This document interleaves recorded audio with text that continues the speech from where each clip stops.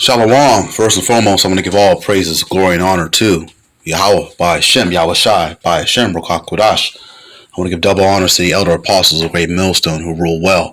Salutations and much love to the rest of you sincere Akim, pushing the word in truth and sincerity.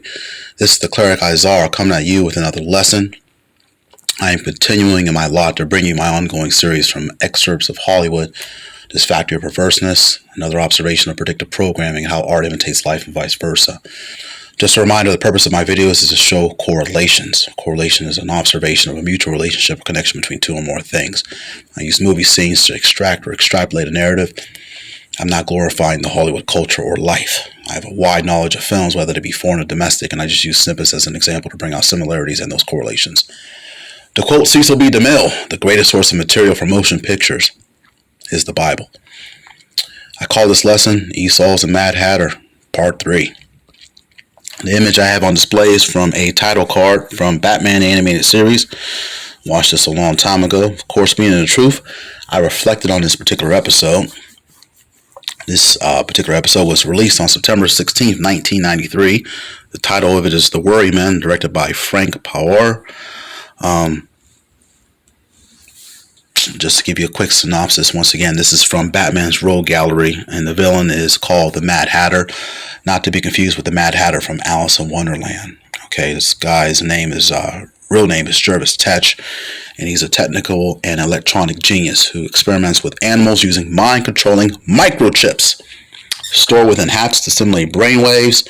And Jervis Tetch is a scientist who works at Wayne Enterprises on a project on using microchips to increase the brain's potential. And he's also developed a technology that allows him to control the minds and bodies of any animal or person he wants by using microchips attached to his brain and to the other person.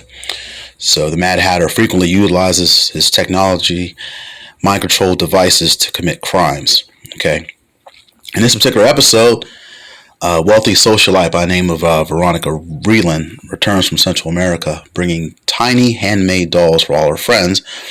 And according to the native legend from Central America, each particular doll, once placed underneath a pillow, the dolls do the sleepers' worrying for them, hence the title, The Worrymen. But unknown to Veronica or her guests, each of the dolls contain a tiny microchip which plants hypnotic suggestions inside the sleeper's brains, even Bruce Wayne's. Okay, now, the voice actor for Jervis Tetch, a.k.a. the Mad Hatter, is Roddy McDowall from the Planet of the Apes fame. He played Cornelius in the first and third film, as well as Caesar in the fourth and fifth film. He also played Galen on the Planet of the Apes television series, which is currently out of print.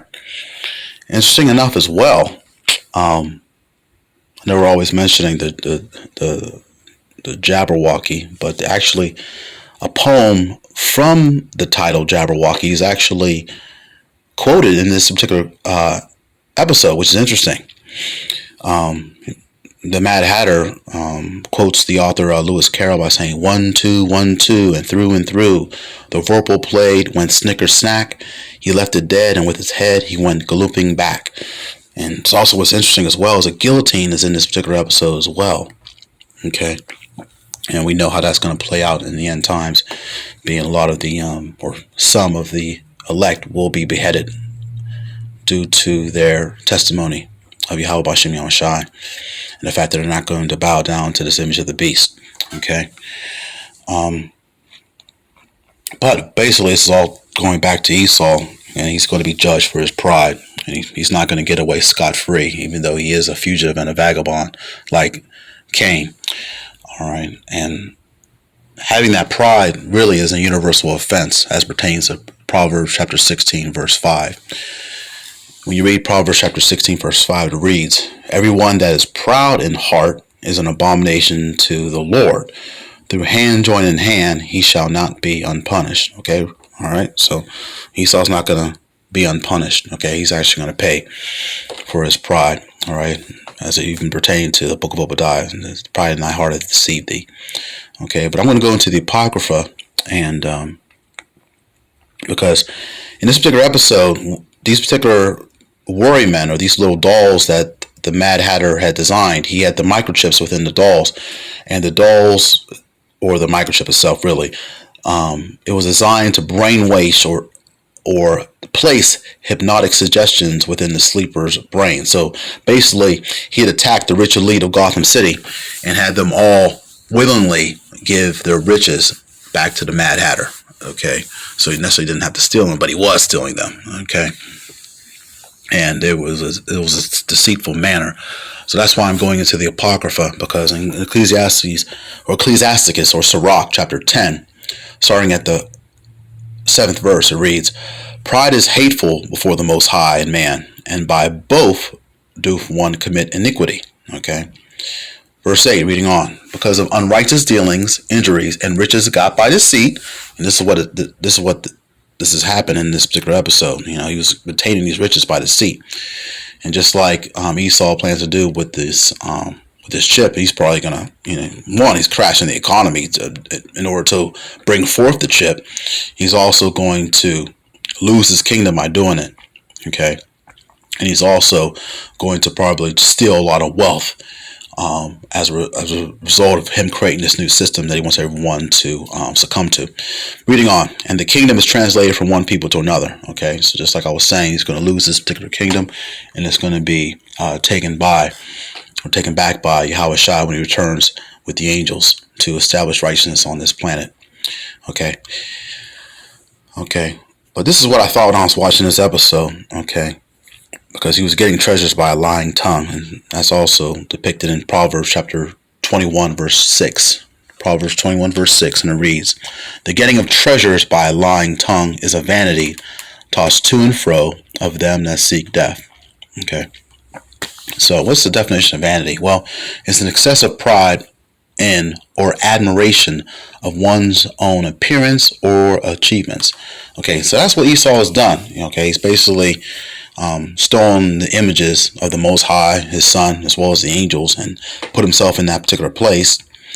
And he's also made him to be the object of beauty when it comes to him or his woman being the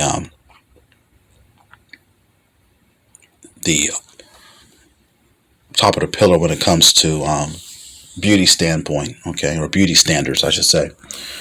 All right, but I'm going to get into Psalms 49th chapter, because it's going to talk about the people that actually trust in wealth, and this also pertains to the 2/3, and I'm also speaking to myself as well, because wealth ultimately is not going to be the safety net that you're going to need to rely on. It's going to be Yahweh Shai. So back to Psalms 49, starting at the verse 5, it reads, "Wherefore should I fear in the days of evil, when the iniquity of my heels shall compass me about?" Okay, and that's what we're approaching, these days of evil, real soon. Everything that's transpiring in the world, with the wars and rumors of wars and famine and pestilence and so forth. Okay. Verse 6, "They that trust in their wealth and boast themselves in the multitude of their riches." Okay, like I said, these riches and the wealth are not going to be the safety net. It's going to be Yahweh Shai. Okay, verse 7, "None of them can by any means redeem his brother, nor give to the Most High a ransom for him." Okay. And you see that because a lot of people, especially these pork chop eating pastors, they've stolen a lot of riches, and they've gotten their riches or treasures by a lying tongue, by spreading a lot of false philosophies and false doctrines.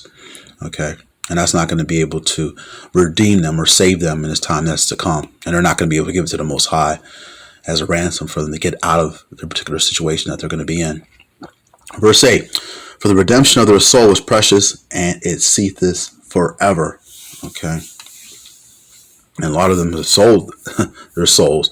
A lot of them have actually gotten their consolation prize on this side, so they're not going to have any consolation prize, on the other side. I mean, of course, they'll come back as regular Israelites, but they won't be in the same position as the elect will. Verse 9, "That he should still live forever and not see corruption." Okay. And you see that? And who's going to be living forever? Ultimately, it's going to be Israelites, but a lot of the 2/3 are going to die on this side. All right, and that's what it talks about, that corruption, because the hopeful elect are desiring of that incorruptible body. Okay, reading on, verse 10. "For he seeth that wise men die, likewise the fool and the brutish person perish, and leave their wealth to others." Okay, so this is what a lot of the rich do. They leave their wealth to others, and that's what you have in what is called generational wealth. Okay, verse 11. This is definitely speaking of Esau. Their inward thought is that their houses shall continue forever, and their dwelling places to all generations. They call their lands after their own names. Okay, and that's what you look at when you look at the word Africa as well as America. It goes back to certain individuals. Like Africa is Africanus, and America is Americanus. And this is actually talking about Esau, because it says they call their lands after their own names. All right. Verse 12, neither man being in honor abideth not. He is like the beasts that perish. Okay, so that's what's going to happen. He's going to perish just like any beast, because that's one, that's his nature, and two, he's not a god, even though he wants to be worshipped like one. Okay, but I'm going to end it on this. I always like to end my videos on a good note with some type of silver lining, and there is a light at the end of the tunnel. So in other words, there is a happy ending. Just like in this particular episode where the Mad Hatter had all these rich people giving him money, and he was actually deceiving them by brainwashing them and hypnotizing them. We're not going to have to worry about that in the kingdom, because that's what Esau wants in his particular kingdom now. You know, he wants to steal all the wealth and put everyone into servitude or subjugation, or basically slavery. So we're going to, the Israelites are going to have the people willingly giving them their wealth. Okay. When you read Isaiah chapter 60, verse 11, it reads, therefore thy gates shall be open continually. And the reason why the gates are going to be open, because there's not going to be any war or disputes to have to worry about. They shall not be shut day or night. Like I said, they're going to be open, that men may bring unto thee the forces of the Gentiles. Okay. Now, and the forces is talking about wealth. Okay.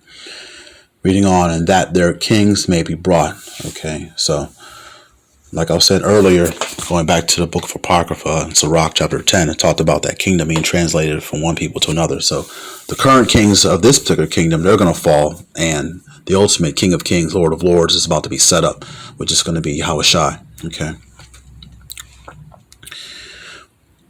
Well, I just wanted to share that. Lord willing, this lesson was edifying. I want to give all praises to Yahweh by Hashem Yahushua, who gives me the strength and the spirit to continue to strive and endure in these last days. Shalom to the hopeful elect, and on to the next video.